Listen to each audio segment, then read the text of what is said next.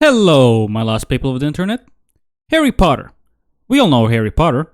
It's a well known, beloved franchise that's still popular to this day, with games and movie spin offs still happening years after the last book and movie.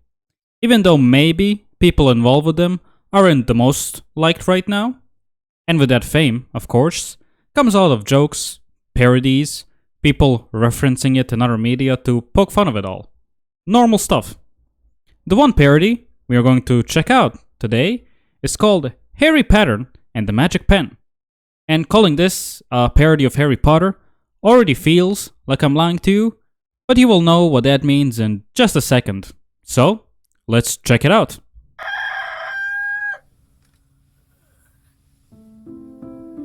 From the first shot, you can already tell the quality you can expect from this movie. It starts with our titular character, Harry Potter, introducing himself to us. And that's when we found out that this is a sort of a cinematic universe. Move aside, MCU. New boys are in town. Now, this whole movie is around 40 minutes long, but it feels like it's longer. And it's not because you have a lot of content to digest. Your brain is feeling like there's a lot of information to remember, and oh, so many things are happening. No. Shots just linger for a really long time, with nothing really happening. At moments, it almost feels like it's going for a slapstick comedy, but it just feels ordinary. He goes and grabs a pen from his jacket and points at it at a coffee mug, while making small, exaggerated movements and faces, and I'm just not sure it's supposed to be funny. It just feels like it's shot wrong. It doesn't help that the music can pretty much fit any religious video I talked about last time.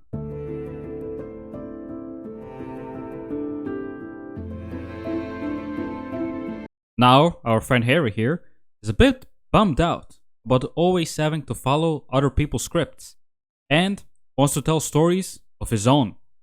So I just can't wait to see what he has in store for us. The story begins with our main characters, Jesse and Drew, meeting on a date for the first time. They start talking and flirting, connecting over their favorite bands and ghost stories. And after she says she's a bit chilly, he offers to give her his sweater and commits one of the biggest sins of mankind, having a shirt with a dirty, unfunny joke on it. Truly, end of the world. We cut to them on another date, with him having his orgasm donor shirt he mentioned having on the last date. And even with that awful shirt he's wearing, he still somehow has enough charm to make it a successful date and bring her over to his apartment? Wow. Just goes to prove the suit doesn't make you. You make the suit. She wakes up next morning, laying in his bed, and asking if she can take one of his shirts while he's in the kitchen cooking food.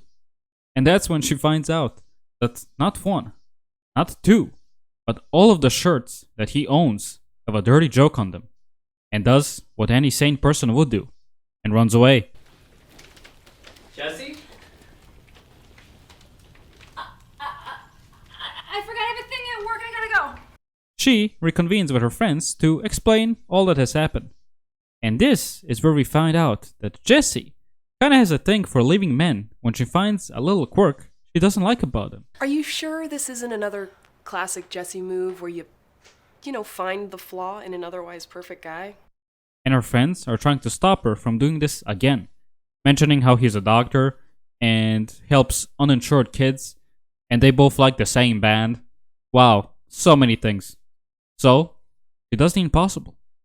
Gives him a chance to actually explain himself on his poor fashion choices. After asking him about it, he gives his answer. Being a doctor that operates on children, he loves seeing their souls leave their bodies and having those shirts as trophies to his success. I'm just joking with you. He just says it's a lot being a doctor, and that he has to give bad news to parents like all the time, so when he can have some fun with clothes, he likes to have them have dirty jokes on them. Oh wow, being a doctor is so tough. Ooh, you gotta save people. Whatever. Jessie is somehow touched by this and calls herself an asshole. And they continue their lunch as usual. That is, until he just dumps raw pasta on her plate with nothing else on it, making her imagine the worst future possible with him. And that sends a chill down her spine. Oh, and I guess the pasta was dick-shaped or whatever. That leads us to the end of the story, leading us back to our hero, Harry Pattern. The movie was definitely weird, not really laugh out loud funny, and as you have noticed, not really Harry Potter centered. They didn't even mention him at all. I'm sure that's nothing.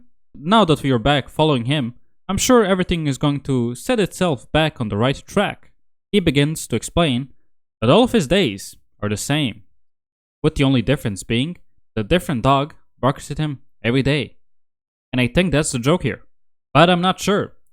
Then you see him zapping all those dogs with his pen and turning them into ducks. We, of course, don't see any of that because, well, it would probably be over the budget. You couldn't even get some friends to give you their dogs or anything.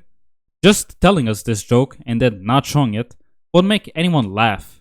It's not really a joke as much as it is a statement of just what's happening. Then you do a bunch of cuts of you turning those dogs into other animals off screen. That's not the funny part of it. Your joke is off screen. That's what you should be showing. But whatever. Then he leads us into another story. I'm sure this one will be more about Harry Potter. Our next short film begins with our lead nervously preparing for his date. Him putting LOL after something that's just a normal sentence is probably the most relatable thing about him. Truly, the people's champ.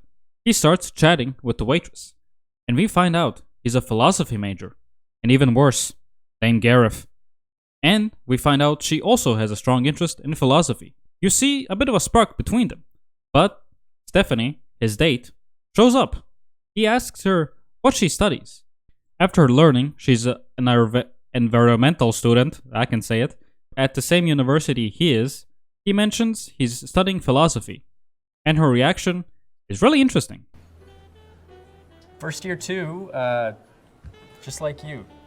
I can't tell if it's because he cuts her off immediately, which would make sense, or it's to show she doesn't really have any interest in him, and they're trying to make her a bit more of a narcissist, which, with the way the date and the story goes, is really possible. You will see what I mean in just a second. Gareth and the waitress make a philosophy joke, if you can even call it that. And Asahi for Aristotle. I'm actually more of an Epicurus. Oh. With Stephanie commenting, Sorry, what's the language you two are speaking? and like, she mentioned Aristotle. He's not really an underground personality. They teach you about him in schools. It's not even a deep cut as far as philosophy goes. For that joke to make sense, they're just trying to make Stephanie look as bad as possible. They're trying their best to make her come across as an obnoxious and uncultured. She goes on a monologue, and Gareth accidentally touches her leg, and she ouches. An ouch, Gareth. I'm having a feeling the writer is definitely getting his frustrations out, being on a date similar to this. This is some random woman's character assassination. Then she's shocked he's eating food. You realize you got invited to a sushi restaurant? Did you not check beforehand what they serve? You are a vegetarian, so you probably have to make sure you know beforehand than most people. That fish died for you is what's the fucking matter. Oh, she's all about environment, so that must mean she gives everyone shit for what they do.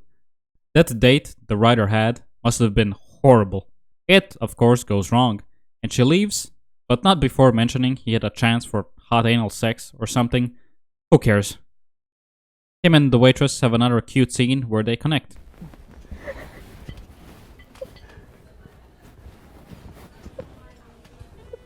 And then we go to date number 2.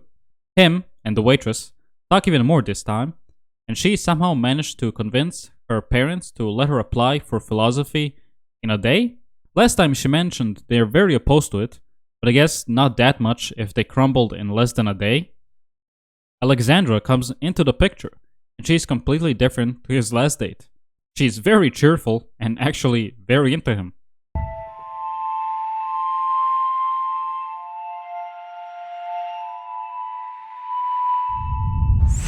I guess this is the shot he realized he's interested in her. It's a bit weird, but not bad or anything. He and Alexandra start talking, and he's giving his backstory how he got into philosophy. Because of his ADHD. And she is giving him the fuck eyes, like the most I need you right now vibes ever. Do philosophy majors have this strong of a pull? I might need to make some pivots in my career if I can get a date with Alexandra. They go to the restaurant's bathroom to make out and have sex. Our friend Gareth here is not really comfortable with how upfront Alexandra is, but he's trying to roll with it.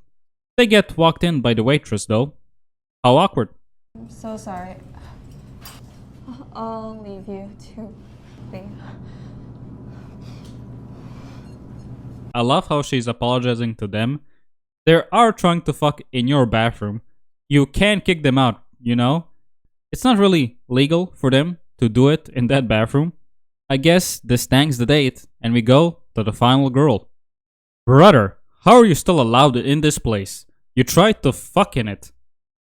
I know, the waitress likes him, so she doesn't want to rat him out or anything, but I just don't think the owners would appreciate it. So if it's between your job and some guy you just met, I think the choice is pretty obvious. He meets the final girl, Roxanne.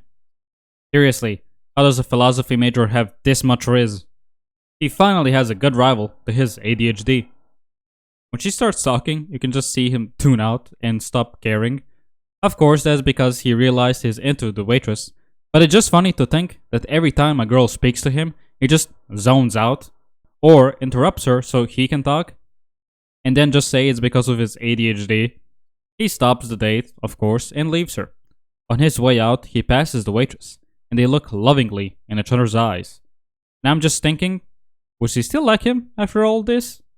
I mean, I guess they both like philosophy. With that, the movie ends, and we again cut back to our hero, Harry Pattern, in which could possibly be the most unfunniest sequence of all time.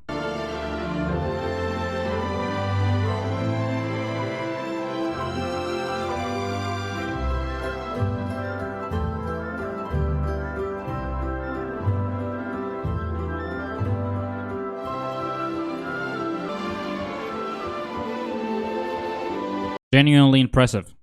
So let's just go to the final movie. About anorexia. I'm sure this will be great.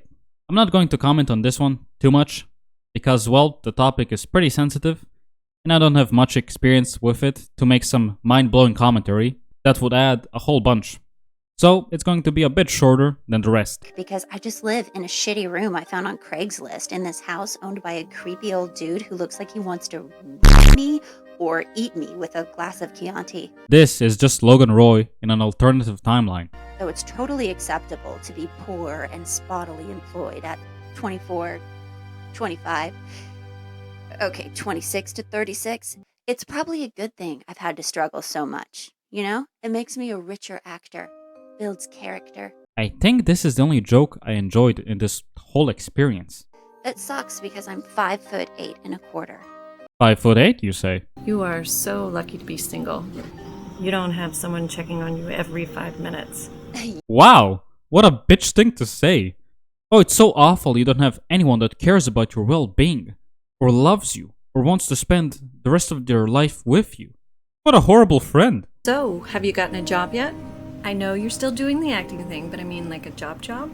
Yeah, I have a lot of leads. I'm sorry, Batman. Did the Joker escape from Arkham Asylum again? He's a psychological ninja gaslighting narcissistic motherfucker. Possibly the greatest sentence ever.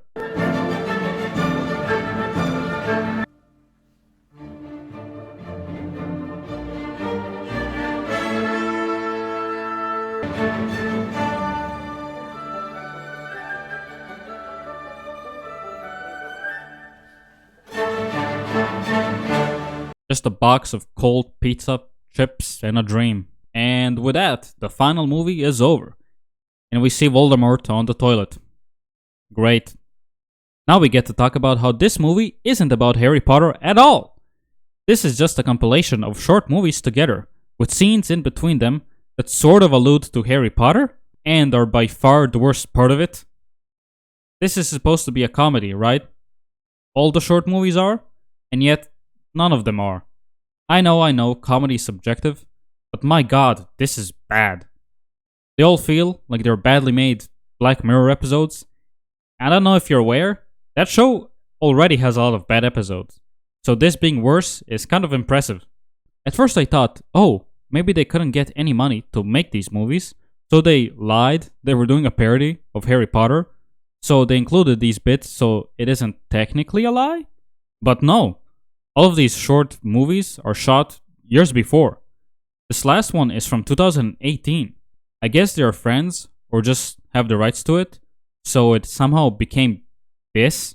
I wouldn't call any of the short movies amazing or anything, but being sandwiched in between these garbage scenes just make it seem worse than it actually is.